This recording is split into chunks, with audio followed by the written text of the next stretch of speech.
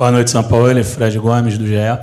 São Paulo, eu queria te perguntar em relação à partida. Você falou que o Inter não rematou ao arco do Flamengo, mas o Flamengo também só teve 8 finalizações, muito pouco para uma partida dessa contra uma equipe que veio com suplentes. Você falou depois, entraram outros jogadores e já ficou com uma cara mais de Libertadores do Inter. E também queria te perguntar em relação às semanas cheias que você tem. Foi assim contra o América Mineiro, contra o Bragantino. Sempre que o Flamengo volta de uma semana inteira, não tem conseguido dar uma boa resposta. As lesões do Arrascaeta e do Luiz Araújo têm a ver com um treino físico mais forte? Você exigiu mais dos jogadores fisicamente essa semana? Obrigado, boa noite. No, lo de Arrascaeta fue una lesión mecánica, o sea, a través de un golpe levantó el isquio y tuvo una lesión mecánica, no la de Luis sí, fue por recorrido. Entonces, no, fue una buena semana de entrenamiento, intensa. Tenemos que mejorar desde todos los lugares, mas lamentablemente, infelizmente, tuvimos 2 jugadores que estaban marcando diferencia en el juego. Básicamente, Luis tuvo 3 situaciones claras y estaba sacando mucha ventaja por la derecha. Pero bueno, esto es fútbol y hay que revisar el porqué y tratar de que se recuperen pronto. São Paulo, boa noite. Bruno Vilafranca, da S1 Live. Desde que o senhor chegou ao Flamengo, a gente ouve muito o senhor falar em contundência. Até hoje, a gente acompanha o torcedor do Flamengo nesses 4 meses que o senhor está à frente do Flamengo, e o torcedor não está feliz. Hoje, mais uma vez, gritou para o time sem vergonha, gritou palavras para a diretoria do Flamengo. A pergunta que eu lhe faço: por que é que esse mesmo torcedor deve continuar acreditando que esse time vai ter a tal contundência que o senhor tanto falou? Obrigado. Primero que no considero eso de vergüenza. Creo que, vuelvo a repetir, usted revise el partido y está lleno de intenciones y con bastante imprecisiones, pero lleno de intenciones. Hasta el último minuto, si no falaría eso. Creo que claro, se juzga el resultado y se juzga que el porqué. Y también en la transición en la cual yo llegué aquí, se vislumbraba un año difícil para Flamengo. Lo que pasa es que nadie quiere aceptar eso. Entonces, seguramente a lo mejor se pedirá o quebrar proceso, eso tendrá que ver con la orientación de la directiva. Mas eso de vergüenza no comparto absolutamente, porque veo a ellos todo el tiempo entrenar, veo cómo intentan, cómo buscan, y lamentablemente no hemos logrado elevar el nivel cualitativo ofensivo de creatividad para ganar los juegos. Última pergunta aqui, por favor. Boa noite, São Paulo. Fábio Barcelos, canal Família da Nação. São Paulo, eu vi à beira do campo hoje para entrar Alan, Pedro e Cebolinha. Acho que nenhum time no Brasil tem um elenco como o do Flamengo. Muito se fala que a torcida, obviamente, como você viu, está chateada, não entende o que está acontecendo, o time não encaixa, nem coletivamente, e também a performance individual dos jogadores está muito aquém, né? Aqui não daria nem para poder criticar um jogador ou outro, porque todos eles estão mal. Quando isso acontece, a culpa é dos jogadores ou é do treinador? Depende. Son cosas puntuales, que son desarrollos colectivos, de funcionamiento. A veces, cuando uno no está en un alto nivel, o a veces cuando Timmy juega mal y tiene jugadores de mucho nivel, ganan por sí solos, siempre. Ahora tenemos que intentar colectivamente hacer muchas cosas porque eso no sucede. Eso es lo que yo faço todos los días en los entrenos, tratando de buscar soluciones colectivas, hasta que aparezcan las soluciones individuales. Obrigado, boa noite. Então, ponto final na entrevista coletiva do técnico Jorge Sampaoli. Boas perguntas dos colegas ali, mas você vê que é um Sampaoli acuado. Essa última resposta dele... Ele ele não chama para si a responsabilidade do mau desempenho. Ele diz a verdade. Vamos só lembrar uma coisa, Claro. Benê? Pós-eliminação na Libertadores contra o Olímpia, o que aconteceu? 2 empates no Campeonato Brasileiro com times reservas do São Paulo e do Internacional. A vitória contra o Coritiba, que foi assim, né? Acabou vindo com o chute do Gerson no final. E a vitória sobre o Grêmio na Copa do Brasil. Quer dizer, aquela recuperação esperada, aquela resposta para a eliminação, não veio. O São Paulo não assume a bronca, ele não assume a parte dele, né? Quando ele fala ali que a responsabilidade depende, na verdade, a verdade é que a responsabilidade tem que ser distribuída. O técnico tem muita, os jogadores também têm muita responsabilidade. Os jogadores têm tamanho, inclusive, se quiserem no Flamengo, falam, nós vamos fazer isso aqui, pá, vamos assumir aqui e vamos fazer o time jogar. Porque esses caras são caras que gostam de ganhar. E muitos deles, né, tem uma coisa que eu acho, essa é uma coisa que eu tenho dificuldade para entender.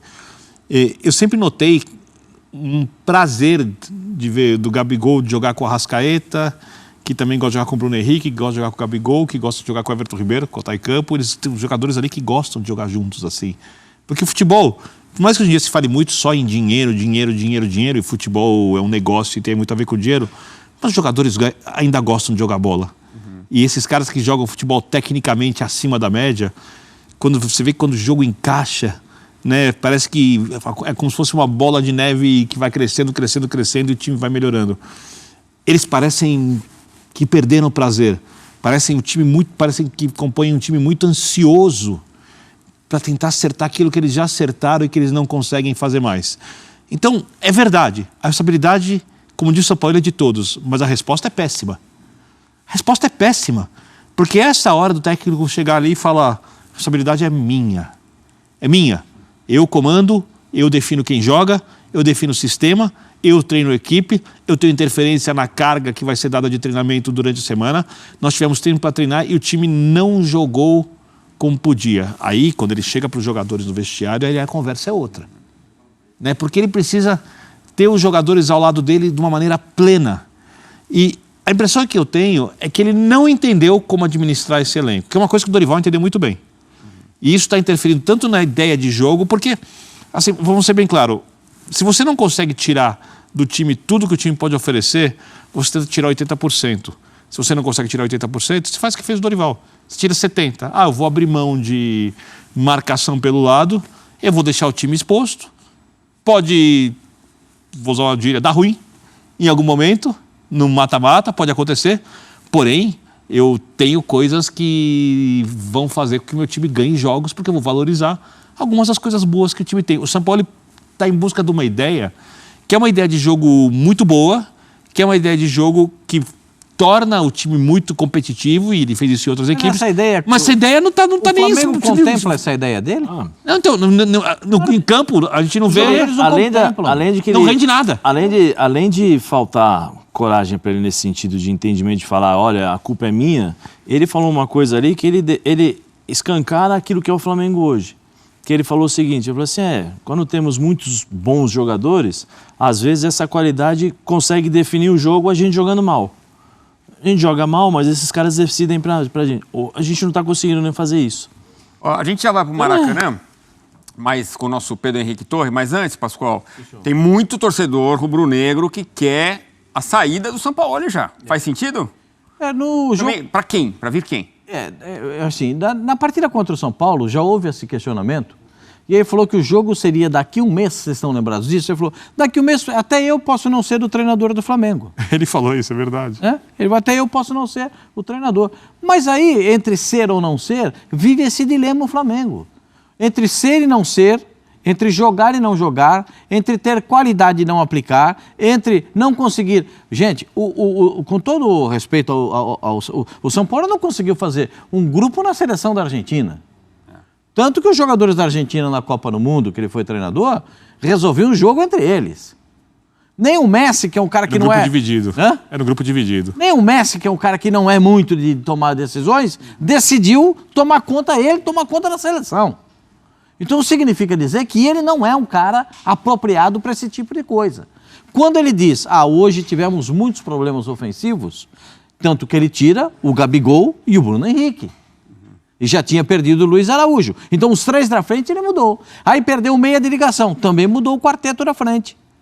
Então, não tinha o que fazer, né? Agora, o time não tem nenhuma criatividade. Quando ele diz o elenco tem que ser... Nós temos que trabalhar o elenco para aparecer a individualidade. No Flamengo é diferente. É a individualidade que faz crescer o elenco. Porque os jogadores do Flamengo têm a capacidade de resolver um jogo de uma hora para outra. O Bruno Henrique não pode resolver um jogo? Claro que sim. O Gabigol está jogando mal, mas ele resolve jogo. E o Gabigol é jogador de jogo grande. Jogador de grande.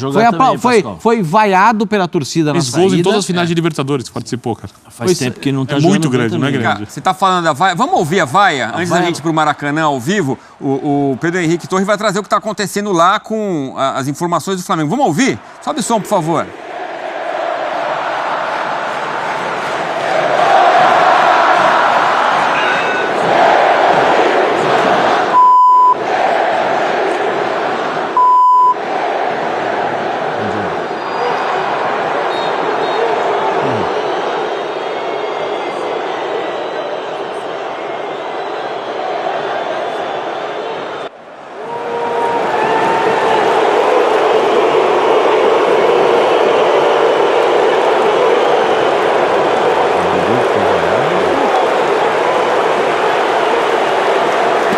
Difícil até, o Gabigol responde com palmas as vaias. A gente estava falando, não sabe se é vaia ao Gabigol, por uma atuação. Ele fez um chute a gol, né?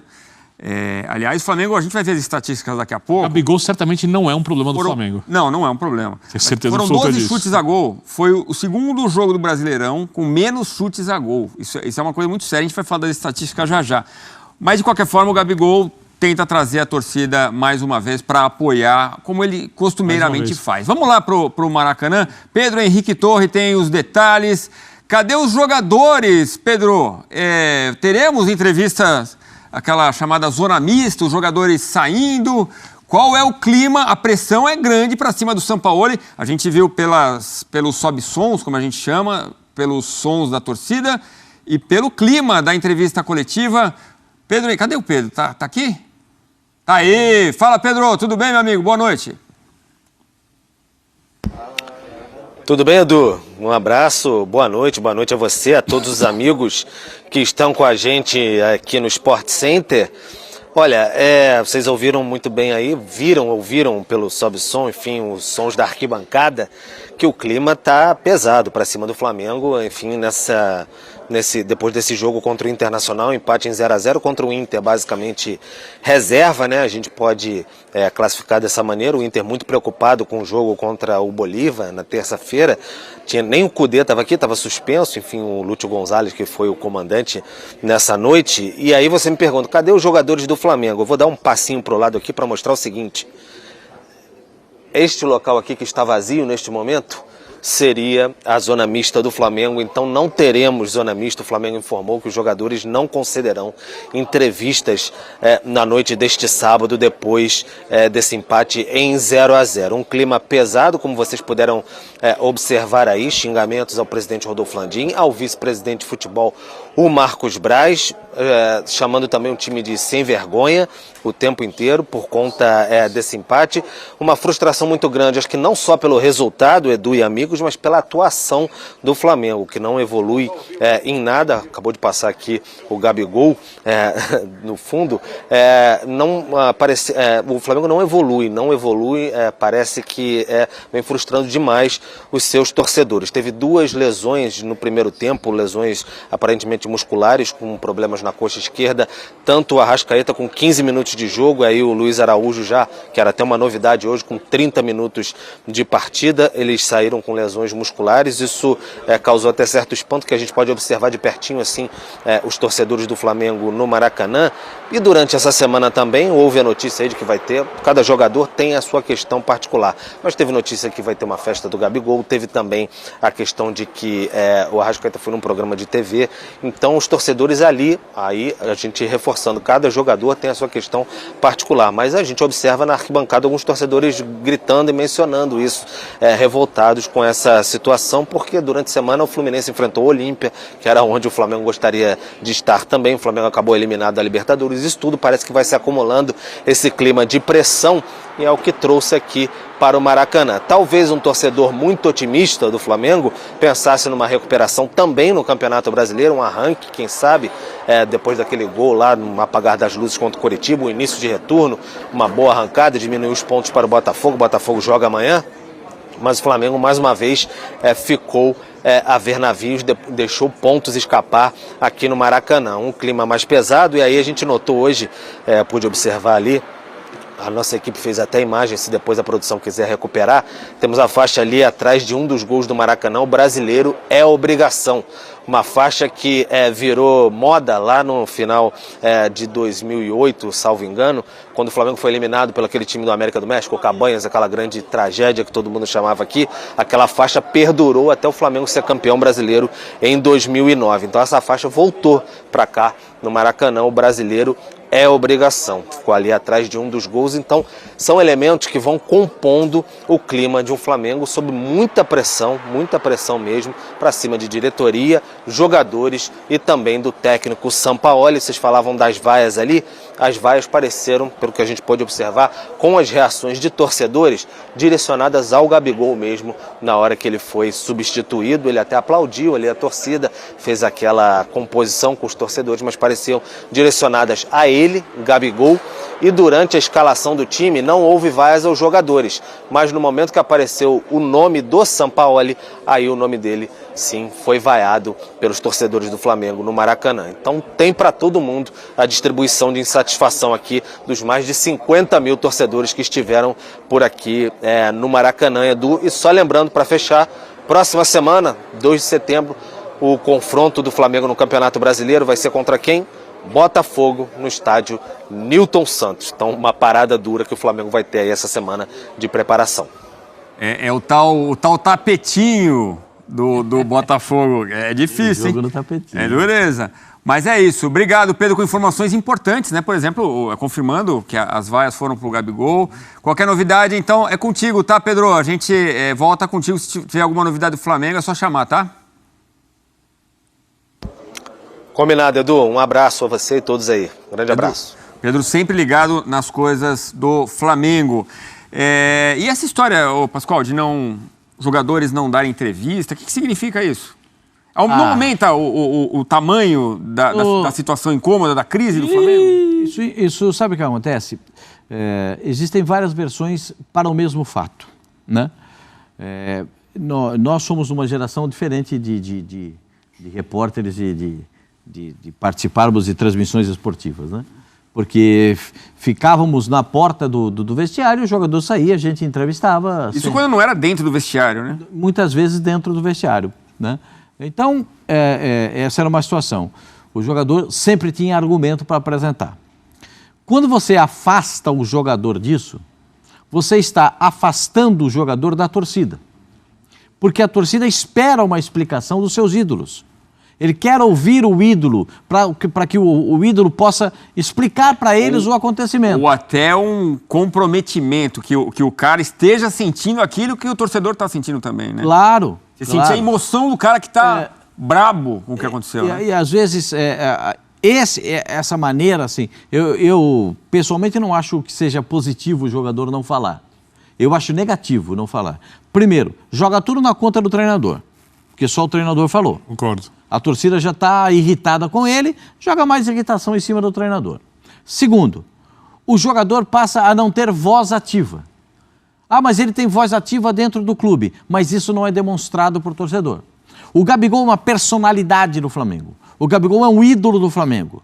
O Gabigol, as crianças imitam o Gabigol. Só que ele foi vaiado hoje. E sabe sair das situações. Ele sabe enfrentar o microfone também. Edu, jogador de futebol é inteligente.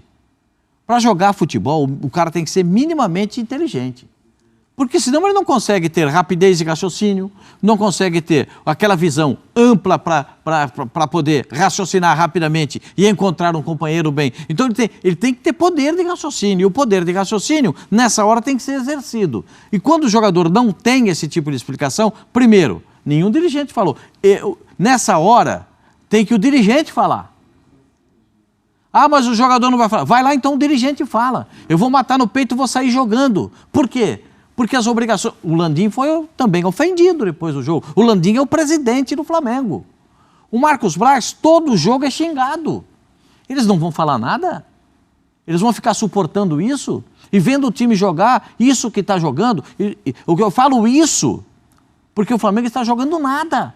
Não representa o Flamengo. Isso aí não representa o Flamengo. Vamos dar uma olhada na estatística, só para a gente continuar o papo e ver como faltou ataque do Flamengo. O Sampaoli diz, Zé, eu quero ouvir você também sobre essa história do jogador não falar. Você que jogou tanto e gostava de falar também, tanto que está aqui com a gente hoje, né? Vamos colocar as estatísticas para a gente fazer o desenho do que foi este Flamengo Internacional, entender o porquê das vaias, entender o porquê que a gente chama de crise, a ausência de jogo do elenco mais caro do Brasil, disparado, né? O Flamengo teve 59% de posse de bola, 41% do Inter. 451 passes contra 301. Olha o número de chutes, 8 contra 4, sendo chutes certos 4-1. É muito pouca chance de gol. Grandes chances, 2 do Flamengo, 1 do Internacional. Realmente é uma produção ofensiva muito baixa. 37 ações defensivas do Flamengo. A Internacional defendeu menos com seu time reserva, 56. O Inter vem de vitória contra o Bolívar em La Paz. Mais uma tela pra gente. A diferença da posse de bola com e sem o Arrascaeta em 2023. São os números do desempenho com o uruguaio e sem o uruguaio. Com o aproveitamento é de 65%, 18 vitórias, 7 empates, 6 derrotas. Sem o Arrasca, cai para 42%, ele que saiu lesionado logo no começo da partida contra o Inter. O Sampaoli fala, não, criamos muitas chances de gol. Os números mostram que não, né? Agora sim, aquela que eu falei, o que aconteceu no final, desespero ou estratégia, a partir dos 80 contra o Internacional. Então, o que mudou? Olha como muda a posse de bola. Cresce muito no final, não abafa, né? Vai para 81%. 5 chutes até os 79, aí depois mais 3. Certos 2-2, escanteios 4. Vieram mais 2 só nos 10 minutos finais. Fala, Birner, o Birner está pedindo a palavra. Só para pontuar a diferença das situações das equipes, porque a gente está falando muito do Flamengo, o Inter é um time que tem um treinador também há pouco tempo, menos tempo que o Flamengo. O Inter tirou o River Plate, o melhor time argentino de longe, da Libertadores num jogo épico, e o seu treinador mudou totalmente a estratégia de jogo por causa da altitude e saiu da Bolívia com a vitória contra o Bolívar, que joga um bom futebol, acima da média que a gente está acostumado a ver os times bolivianos jogarem, e que tinha vencido todos os jogos atuando em La Paz. E está próximo da semifinal da Libertadores. Não sei se vai se classificar, mas ele é favorito à classificação para a semifinal com um trabalho curto. Mesmo mal no Brasileirão? Mesmo mal no Brasileirão, o Inter está dependendo de um empate dentro de casa e mais 3 jogos, se conseguir chegar à final, para ter uma temporada histórica. A temporada que o Flamengo gostaria de ter. O Flamengo... e aí é uma coisa, eu sei que você vai perguntar o Internacional no Brasileirão. Obviamente não está bem, mas dá para entender a cabeça do Inter na Copa Libertadores da América. Ali o Inter está bem, e a Libertadores, por mais que seja um campeonato mais fácil do que o brasileiro de ser vencido hoje em dia, ele é maior, ele vale mais. E o que importa no futebol é o que vale mais, não o que é mais fácil ou mais difícil. As 2 vitórias do Internacional com o Cudê, Bolívar, na altitude de La Paz, e River Plate. Isso, os jogos mais importantes que ele teve até o momento, né? Ele chegou para resolver uma questão com o River Plate que era complicadíssima, né? Pergunta pro torcedor colorado se tá tudo bem. Claro que tá tudo bem. Uma partidaça contra o River. Da Libertadores. Uma partida. O Flamengo não fez nessa temporada um jogo no nível que o Internacional fez contra o River Plate, o Inter jogando dentro de casa. E você falava sobre os jogadores do Flamengo. Aí, nação, e agora? O que esperar desse Flamengo para essa temporada? O Flamengo mais uma vez, passou vergonha no Maracanã. Mais uma vez. Porque empatar com o time reserva do Internacional 0-0, sem nenhum gol, tá de brincadeira, meu amigo. Tá de brincadeira. Eu gostaria que o torcedor do Flamengo, nesse momento, não fosse omisso e chegasse aqui no vídeo e escrevesse nos comentários pra você o que tem que ser feito nesse Flamengo, porque até o momento, nesse ano de 2023, o Flamengo não jogou nada. Perdeu todos os títulos que disputou, isso indo pro Mundial de Clubes, Recopa Sul-Americana, perdeu tudo, Supercopa do Brasil, não ganhou nada até agora. E o que esperar do Flamengo para a final da Copa do Brasil? O Flamengo conseguiu chegar na final da Copa do Brasil aos trancos e barrancos. E agora? O que esperar dessa final contra o São Paulo? Porque o Campeonato Brasileiro parece que o Flamengo já tá jogando balde de água fria. Porque não jogou nada dentro de casa. Com o Internacional, Maracanã lotado. Aí tá de brincadeira, meus amigos. Escreva nos comentários a sua opinião, deixe o like, compartilhe esse vídeo e daqui a pouquinho a gente traz mais notícias e informações para vocês.